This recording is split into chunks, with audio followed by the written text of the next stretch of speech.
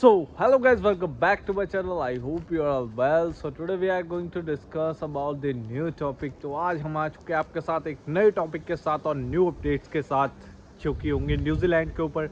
काफ़ी टाइम हो गया है मैंने आपके लिए कोई भी वीडियो नहीं बनाई और इट्स अबाउट 1 मंथ, 1 मंथ हो गया कोई भी अपडेट के साथ मैं आपके लिए नहीं आया। जो भी न्यूजीलैंड जाने की सोच रहे हैं या अप्लाई करने की सोच रहे हैं और क्या ट्रेंड चल रहा है, क्या आपका विजिटर वीज़ा स्टडी वीज़ा में कन्वर्ट हो सकता है या वर्क वीज़ा में क्या क्या पॉसिबिलिटीज़ होंगी, these all things we are going to discuss in this video.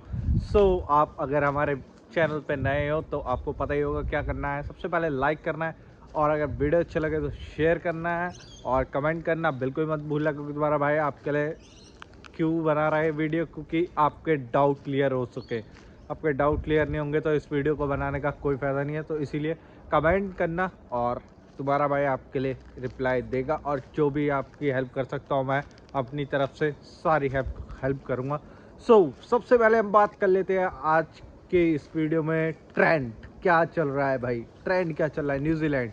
पिछले कुछ टाइम पहले आपने बहुत चीज़ें सुनी होंगी रिलेटेड टू विजिटर वीज़ा की, बहुत डिपुटेशंस वगैरह हुई न्यूजीलैंड में, बहुत उतार चढ़ाव आए। तो आपने सुना भी होगा, कई आपके आसपास के लोग या आपने कुछ रील्स देखी होंगी या कुछ वीडियोस देखी होंगी यूट्यूब पे ही। तो अब क्या चल रहा है, अब भी वैसा ही ट्रेंड है कि अब चेंजेस आए हैं। तो ये चीज़ें मैं आपको बता देता हूँ, क्योंकि ये आपके लिए जानना बहुत ज़रूरी है if you are going to apply for the New Zealand visa. So main चीज़ क्या है, if you are applying for the New Zealand visa, अगर आप अप्लाई कर रहे हो तो आप अप्लाई कर सकते हो। It's all depends on your document. भाई कोई ट्रेंड नहीं होता, कोई ये नहीं होता। भाई सारी चीज़ें it's depend on your documentation. आप क्या क्या डॉक्यूमेंट, आपके कितने प्रूफ कितने तगड़े हैं, आपके प्रूफ के बेस्ड पे ही आपको वीज़ा मिलेगा। अगर आपके फंड्स अच्छे होंगे, आपके डॉक्यूमेंट्स, मतलब आपका स्पॉन्सर होगा और आपका रीज़न, सबसे बड़ी चीज़ होती है रीज़न। आप जा क्यों रहे हो, घूमने क्यों जा रहे हो। भाई हम कहीं भी जाते हैं, चाहे इंडिया में ही हो, हम प्लान्स बनाते हैं इतने इतने दिन रहेंगे, यहाँ यहाँ घूमने जाएंगे। उसके पीछे भी कई रीज़न्स होते हैं। हम सोचते हैं हम मंदिर जा रहे हैं या कई लोग टेंपल जाते हैं, तो हमें पता होता है इसलिए घूमने जा रहे हैं, हमने मत्था टेकने जाना है मंदिर में। तो हमें एक रीज़न पता होता है हम क्यों घूमने जा रहे हैं। जैसे विंटर हॉलीडेज़ हो रही हैं, समर हॉलीडेज़ हो रही हैं, इसीलिए हम वहाँ घूमने जा रहे हैं। तो आपका रीज़न बहुत स्पष्ट होना चाहिए, जिसके ऊपर आपकी सारी वीज़ा डिपेंड है। तो reason is a first thing which you should be clear about it. So next thing, आपके फंड्स। अगर आप न्यूजीलैंड जा रहे हो, किसी भी फॉरेन कंट्री पे जा रहे हो, तो आपके फंड्स बहुत ज़रूरी होते हैं। आप अब ये तो है नहीं इंडिया में जा रहे हो तो इंडियन करेंसी 5-10 हज़ार में कहीं भी घुमाओगे।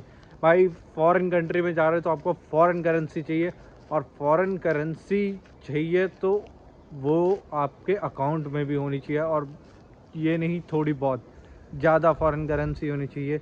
न्यूजीलैंड जा रहे हो तो न्यूजीलैंड डॉलर्स होने चाहिए, वो भी 8 से 10 हज़ार। आप इमेजिन कर सकते हो, क्योंकि आप घूमने जा रहे हो तो खर्चा तो हो गई, और खर्चे के लिए आपको दिखाना पड़ेगा कि आपके अकाउंट में पैसे हैं। तो ये कुछ चीज़ें थी, और बाकी आपको पता ही है, बाकी इतनी कुछ चीज़ें नहीं होती है। नेशनल आइडेंटिटीज़ और पासपोर्ट तो ज़रूरी है। फर्स्ट थिंग इज़ पासपोर्ट, और ये तो चलो हर किसी के पास होती हैं। जो आपको मैंने बताया रीज़न और फंड्स, ये सबसे मेन होता है, और स्पॉन्सर होगा तो बहुत बढ़िया होगा।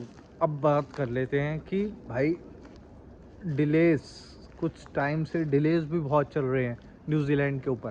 तो डिलेस क्यों चल रहे हैं भाई, सब डिलेस इसलिए चल रहे हैं क्योंकि पिछले कुछ टाइम से बहुत ज़्यादा इमिग्रेंट्स ने अप्लाई कराया, चाहे वो किसी भी कंट्री से हो। अब ये तो है नहीं कि इंडिया से इमिग्रेंट आ रहा है, श्रीलंका, नेपाल, पाकिस्तान, इंडिया, बहुत कंट्री से इमिग्रेंट आ रहे हैं, और फाइल एप्लीकेशंस बहुत ज़्यादा इमिग्रेशन के पास जा रही हैं, जिसकी वजह से बहुत ज़्यादा डिलेज हो रहे हैं। और एक कारण और है, क्योंकि कोविड के बाद से इतना इमिग्रेंट अप्लाई कर रहा है कि आप खुद भी इमेजिन नहीं कर सकते हो। और आप आसपास से ही अपने देख लो, आपके आसपास कई बहुत लोग चले गए होंगे, तो आप वहाँ से अंदाज़ा लगा सकते हो कितना इमिग्रेंट इस समय बाहर जा रहा होगा। सो ये थी सारी चीज़ें न्यूजीलैंड वीज़ा के, टूरिस्ट वीज़ा के ऊपर।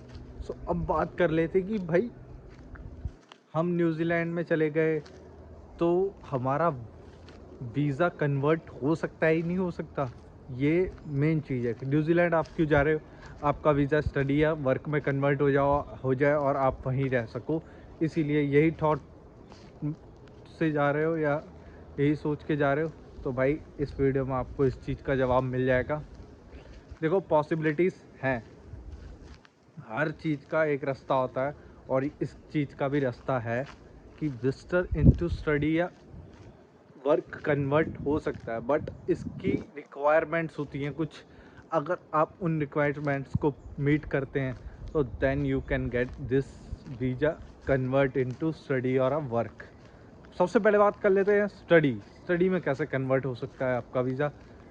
देखो अगर आप ऑनश्योर हो कंट्री में, अगर आप विजिटर वीज़ा पे किसी भी कंट्री में चले जाते हो, चाहे ऑस्ट्रेलिया हो चाहे न्यूजीलैंड हो, किसी भी कंट्री में चले जाते हो, अगर आप ऑनश्योर हो वहाँ पे विजिटर वीज़ा पे पहुँच जाते हो तो आपको उससे बहुत ज़्यादा बेनिफिट हो सकता है। और क्योंकि वहाँ जाके बहुत सारी रिक्वायरमेंट्स ख़त्म हो जाती हैं, जैसे फ़ंड्स की रिक्वायरमेंट ख़त्म हो जाती है, और ये आइल्स आइल्स सुना होगा, IELTS एग्ज़ाम इंग्लिश टेस्ट होता है, इसकी रिक्वायरमेंट भी ख़त्म हो जाती है। क्योंकि ऑनश्योर हो तो ये चीज़ें मैंने जो मुझे पता है, ये चीज़ों की रिक्वायरमेंट बिल्कुल नहीं होती है और आपको बहुत ज़्यादा बेनिफिट मिलता है क्योंकि आपकी एक ट्रैवल हिस्ट्री भी बन चुकी होती है उस कंट्री में, और उस कंट्री में हो तो और ज़्यादा बेनिफिट्स मिलता है। तो भाई इसकी रिक्वायरमेंट्स क्या होती हैं, आप कैसे चेंज करा सकते हो भाई इस वीज़े को, बात सारी ये है। रिक्वायरमेंट्स कुछ नहीं होती है, आप ऑनश्योर होने चाहिए और आपके पास कुछ एजुकेशनल डॉक्यूमेंट्स होने चाहिए। जैसे आपके पास 12th आपके एजुकेशनल डॉक्यूमेंट्स, जहाँ से आपने पास करी है अपनी स्कूलिंग पास करी है, वहाँ के आपके एजुकेशन डॉक्यूमेंट्स, कुछ फंड्स भी होने चाहिए। क्योंकि देखो फ़ीस तो वहाँ भी जाके भरनी है आपको, फ़ीस वहाँ भी जाके भरनी है, तो आपको फंड्स वहाँ मतलब दिखाने नहीं होंगे, मतलब चाहिए होंगे कुछ, इतने नहीं जैसे ऑस्ट्रेलिया के लिए दिखाने पड़ते हैं 30 लाख रुपए, ऐसा नहीं होगा। 5-7 लाख रुपए आपको अकाउंट में दिखाना पड़ेगा तो भी, और इतना तो हर कोई दिखा सकता है। अगर आप न्यूजीलैंड जाने की सोच रहे हो तो इतना तो दिखा ही सकते हो। और ये रही बात वर्क की, तो भाई वर्क में कुछ कंडीशंस पे ही कन्वर्ट हो सकता है। जैसा हो गया, अगर जैसे स्किल, अगर आपके पास कोई स्किल है, जैसे बहुत कंट्रीज़ में आजकल स्किल्स शॉर्टेज चल रही है, तो जैसे न्यूजीलैंड में ही इन्होंने क्यों खोले थे अपने वीज़ास, क्योंकि वहाँ पे स्किल शॉर्टेज चल रही थी, इसीलिए वो लोग बाहर से इमिग्रेंट बुला रहे थे कि जो उनकी शॉर्टेज चल रही है लेबर वगैरह की, वो फुलफ़िल हो चुके। तो बात सारी यही है, अगर आप वर्क में कन्वर्ट करना चाह रहे हो, अगर आप विजिटर वीज़ा पे वहाँ पहुँच चुके हो, तो आप किसी भी बड़ी कंपनी या कोई बड़ी-बड़ी वेबसाइट्स, इंडीड या इंडीड हो गई, और भी वेबसाइट्स हैं, उन पे जाके अपना अप्लाई करो। वहाँ से आपको अगर जॉब लेटर मिल जाता है, यहाँ आपको कंपनी आपको अप्रूव कर देती है, तो आप वही एक पाथवे है कि आपका कन्वर्ट हो जाए। और अगर आपको वो मिल जाए तो बहुत बढ़िया है, then you can change your visa into work. और बाकी कोई भी डाउट हो तो बता देना, बाकी ऐसे सपोर्ट करते रहो, लाइक शेयर सब्सक्राइब कर देना। मिलते हैं next video, till then bye.